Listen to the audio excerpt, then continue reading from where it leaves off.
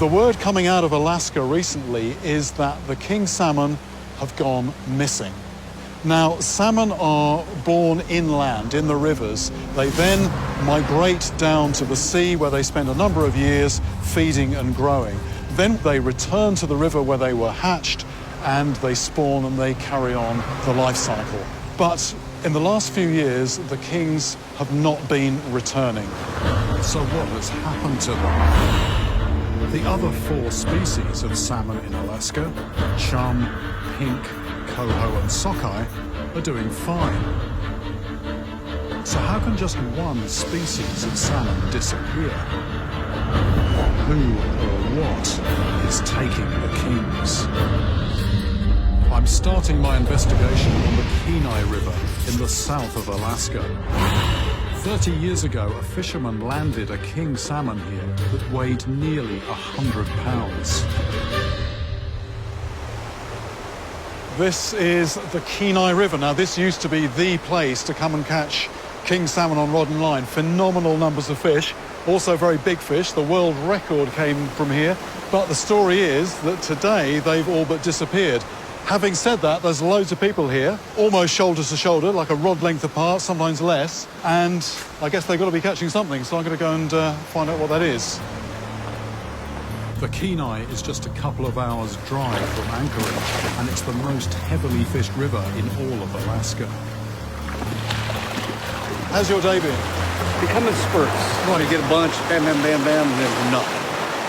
Do you fish kings as well? Not anymore. The fishing's so bad that. Oh, well, so you used to fish? Yes. Yeah. Used to fish the rivers for them, but they don't come back like they used to. Right. So in its heyday, what was it like? I caught 9 really nice kings in an afternoon. But now that's totally unheard of. Absolutely. He confirms what I've heard. This famous salmon river seems to be empty of kings. But there are other species here. These fishermen are hauling out sockeye salmon, which appear to be running strong. Why have just the kings vanished? If the problem was an environmental one, then surely all the salmon species would be affected. Sockeye salmon are particularly sensitive to any ecological changes, so I'm hoping the sockeye can shed some light on the health of this river. It's a bit of a hybrid technique I'm using here. I'm using a fly rod and reel, but on the end I've got some lead and a leader about 4 feet long, something like that, and then on the end quite a heavy bright fly. Now, no way can I fly cast with those leads. What I'm doing, I'm just swinging it out a short distance, and the idea is that the leads will just bump on the bottom, and the line gets caught in the mouth, and then this will slide along and it will hook them in the outside of the mouth. I've never fished the Kenai before, and this is an unfamiliar technique for me, but it's how most locals catch sockeye here. Yes! Surprising, even with the resistance of the rod, it's making headway against the current. Oh, there it is. Mind yourself, mind yourself, mind yourself. And here it is, it's right in here. Go on. Wow.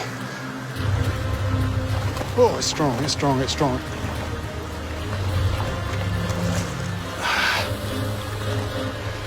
There it is. So, sockeye salmon, the salmon are running.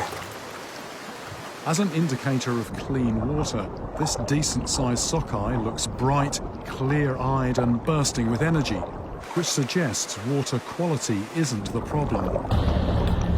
So could something be killing off the king salmon in large numbers? One predator immediately springs to mind.